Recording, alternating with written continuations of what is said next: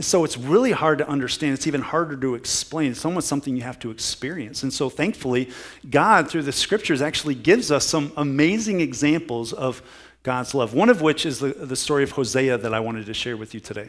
Hosea the prophet is a man of God who was given some very, very strange assignments from God. You'll see it in Hosea chapter 1. I'm going to read to you what happened. Hosea chapter 1 verse 2 says, when the Lord spoke through Hosea, the Lord said to Hosea, get this, go, take to yourself a wife of whoredom. Let me just pause right there, just so we're on the same page. That's in the Bible.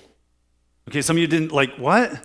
That's actually in the Bible. This story is in the Bible. This is true. This is what happened. He says, go take to yourself a wife of whoredom and have children of whoredom, for the land commits great whoredom for forsaking the Lord.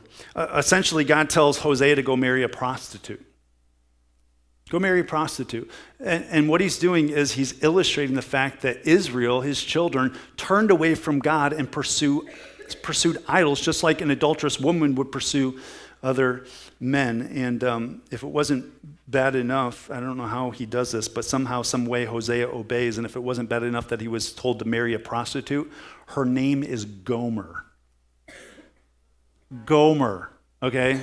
This is bad. But he obeys, despite her name, falls in love with Gomer, has kids with Gomer, pursues Gomer, but Gomer eventually cheats on him, and she leaves him for an abusive man. Someone who is not good to her, very, very abusive. Hosea pursues, but to no avail. Hosea even gives her money to provide for her when this abusive man who she left him with doesn't provide for her. And so he's doing everything he can, and eventually this abusive man sells Gomer back into the sex industry. Just sells her like that. And it's here that God gives Hosea another command.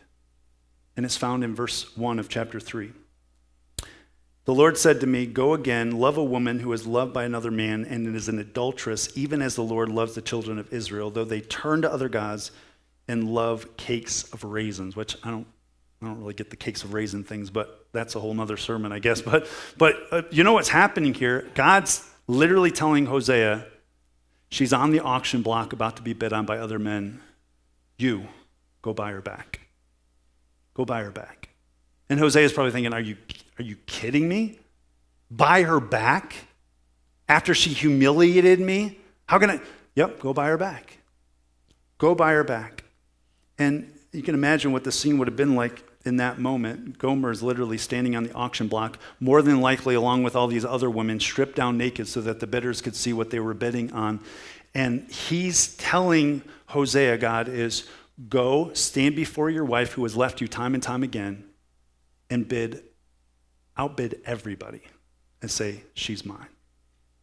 And so that's what he does. And it's this crazy story of God revealing to Hosea his steadfast love. It's not just his steadfast love, but his unending, undeserving, all-consuming type of love for his children. This is a crazy type of love, a love that's hard for us to understand. It's one of history's greatest mysteries. And when you look at stories like Hosea and Gomer and other ones that we're going to look at today, you're like, is God's love really like this? And the answer is yes, it is. It's really like this, so much so that he sent his son to die on a cross to pay back, to buy us back his church, which is the bride of Christ.